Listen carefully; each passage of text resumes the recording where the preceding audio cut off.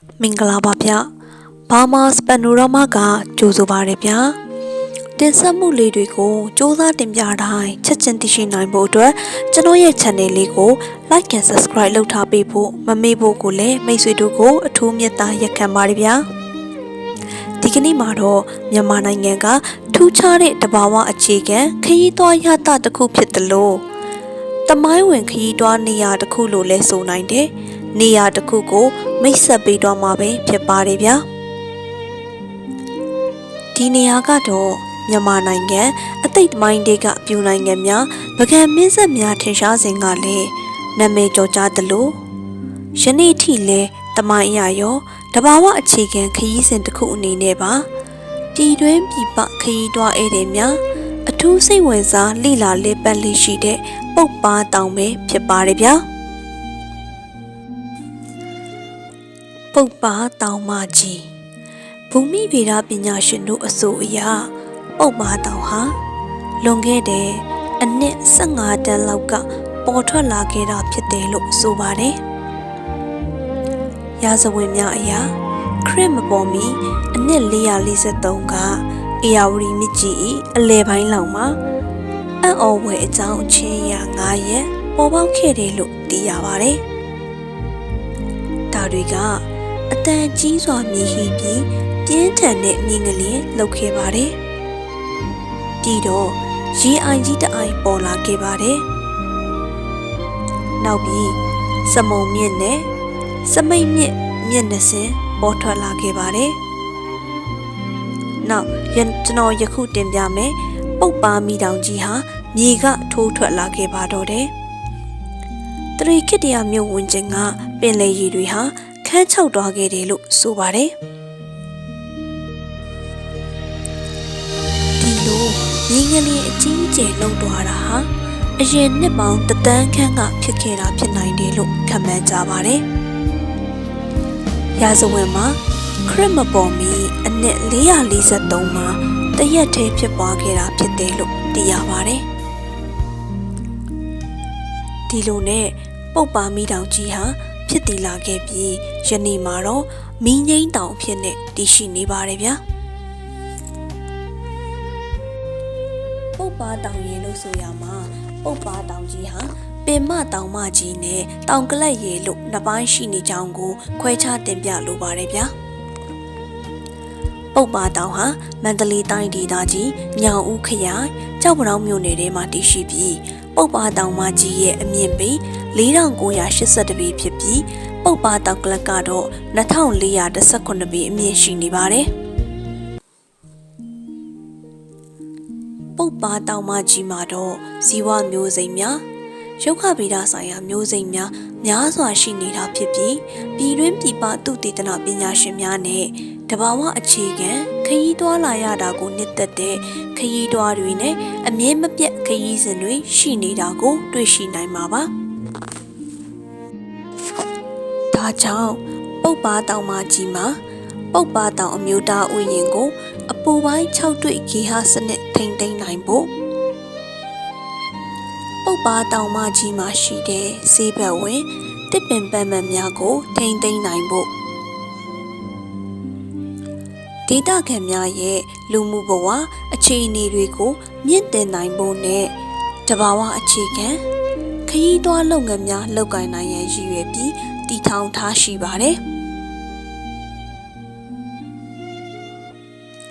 အမျိုးသားဥယျာဉ်ရဲ့အကျယ်ကတော့49.63 စတုရန်းမိုင်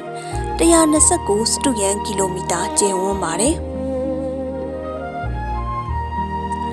ပုတ်ပါတောင်မကြီးဟာအင်းတိုင်းတော်တန်တဟတ်တော်အမျိုးအစားများဖြစ်ပြီးမြန်မာနိုင်ငံတွင်ကြော်ကြားလာတဲ့ဆေးဘက်ဝင်တစ်ပင်များစွာနဲ့တစ်ခွမျိုးစိမ်းများပန်းမျိုးစိမ်းများပေါက်ရောက်နေတာကြောင့်လိလာသူများကြားမှာအလွန်နှစ်သက်နာမည်ကြီးလာပါတယ်တကဘာလုံးမျိုးသုံးပြောက်ွယ်လို့နီးချင်းချောက်ခံနေရတဲ့မျိုးစိတ်များမှာပါဝင်တဲ့ရွှေသမင်းမြောက်မြက်ကွင်းဖြူမြောက်မျိုးတောခွေးများအပါအဝင်ဇီဝမျိုးကွဲများစွာလည်းတည်ရှိနေပါသေးတယ် လိပ်ပြမျိုးစိတ်များစွာနဲ့ငှက်မျိုးစိတ်များစွာလည်းရှိနေတာကြောင့်ပုပ်ပါတောင်ကိုခရီးစဉ်အဖြစ်ရွေးချယ်မယ်ဆိုရင်တော့တဘာဝအခြေခံခရီးတွားရတာတောတွင်လမ်းလျှောက်ခရီးရတာတောင်တက်ခြင်းခရီးရတာတို့အပြင်ငှက်ကြီးလေလာခြင်းခရီးစဉ်များအဖြစ်ရရှိနိုင်မှာဖြစ်ပြီးစိတ်အပန်းဖြေခရီးစဉ်ဖြင့်စိတ်တိုင်းကြကျဉ်းနိုင်မှာမလွဲပါဘူးလို့ညွှန်းဆိုပါရစေဗျာပုပ်ပါတောင်ကလပ်ဆက်လက်ပြီးဘာသာရေးတမိုင်းနောက်ခံတနာရီများစွာပြည့်နေနေတဲ့ပုပ်ပါတောင်ကလပ်ကိုလည်းတက်ရောက်ရင်လိလာလက်ပတ်နိုင်အောင်ပါပုပ်ပါတောင်ကလပ်ကိုတော့မြမရိုရာထုံနှန်းတလိများစွာအလယ်မှာအပ်ဝဲရှုမြော်ခင်းတစ်ခုအနေနဲ့အဝေးကပဲလမ်းမြင်နိုင်မှာပဲဖြစ်ပါတယ်တောင်တော်ရွှေပုပ်ပါရဲ့လို့မျိုးဆိုရလောက်အောင်စကဝါပင်စကဝါပန်းတို့မွေးရနံတွေစိမ့်ဆိုနေတဲ့တောအုပ်တွေကြားမိုးတီအောင်ထိုးထွက်နေတဲ့ပုပ်ပါမိတောင်မင်းငိမ့်တောင်ဟာမြမထီနန်းစင်လာရှေးအသိကာလတွေနဲ့ဆက်တွေထားသလိုထူးခြားစွာခံစားမိမှာပဲဖြစ်ပါတယ်ဗျာ2419ပေအမြင့်ရှိတဲ့ပုပ်ပါတောင်ကလပ်ကိုတက်ရောက်ဖို့လေကတစ်တွေအဆောင်တွေစောင့်လုပ်ပေးထားပြီးတောင်တက်လမ်းတစ်လျှောက်မှာမြမရိုးရာအစားအစာတွေရင်ကျေးမှုပစ္စည်းတွေကိုအမတ်တရဝယ်ယူနိုင်တဲ့ဆိုင်ခန်းတွေရှိနေပါတယ်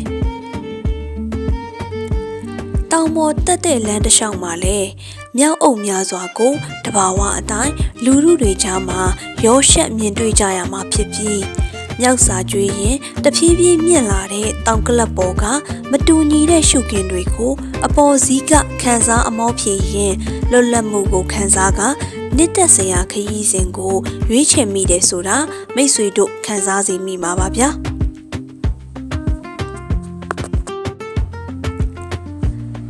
တောင်ကလပ်ပေါ်တက်ရင်လမ်းမှာမြမရိုးရာကိုယ်ွယ်မှုနတ်နံတွေကိုလည်းတွေ့ရှိလေ့လာနိုင်တယ်လို့တောင်ကလပ်ထိပ်ကိုရောက်ချိန်မှာတော့ထင်မထားအောင်ကျေပြန်တဲ့တောင်ထိပ်ဧရိယာနဲ့မြမတို့ရဲ့ဗုဒ္ဓဘာသာတာသနိကအဆောက်အအုံတွေများစွာကိုတောင်ကလပ်ပေါ်မှာအံ့ဩစွာတွေ့မြင်ရမှာဖြစ်ပြီးများစွာသောဧည့်သည်များဆုတောင်းပူဇော်သူများနဲ့အတူဆုတောင်းဆုယူခြင်းများပူဇော်ခြင်းများကိုဆောင်ရွက်နိုင်မှာဖြစ်ပါတယ်ဗျအမြင့်ပေ2419ပေအထက်ကမြင်ကွင်းတွေကိုကြည့်ရှုခန်းစားရင်ခရီးတွားမှတ်တမ်းတပ်ပုံစုဆောင်သူများအနေနဲ့အကြိုက်တွေ့စေနိုင်တဲ့နေရာကောင်းလည်းဖြစ်ပါတယ်အညာမြေကိုတစ်ခါတစ်ခေါက်လာရောက်လေမယ်ဆိုရင်တော့လွမ်းတဲ့သူတွေအနေနဲ့ပုပ်ပါတောင်ခရီးစဉ်ကိုအမတ်ရနေမှာမလွဲပါဘူးခင်ဗျာကျွန်တော်ကိုယ်တိုင်လည်းဘာမှမသိတဲ့အလွမ်းတွေဖွဲ့တည်ရင်ပုပ်ပါတောင်ထိပ်ကခန်းစားမှုရတာတွေကိုမြင်မြင်တမျှရှုခွင့်တွေတစုံပို့လွတ်နေမိပါတော့တယ်ဗျာမြမမြေကလိုက်လိုက်လေလေဖိတ်ခေါ်လိုက်ပါတယ်ဗျာဒါဆိုကျွန်တော်ရဲ့တင်ဆက်မှုလေးတွေကိုဆက်လက်အားပေးကြပါဦးခင်ဗျာနောက်ထပ်ဘလို့ထူးခြားမှုတွေတင်ဆက်မလဲဆိုတာကိုစောင့်မျှော်ပေးကြပါအောင်လို့ပြောကြရင်ဘာမာစပန်နိုရာမာကနှုတ်ဆက်လိုက်ပါတယ်ဗျာပြန်တွေ့ကြပါမယ်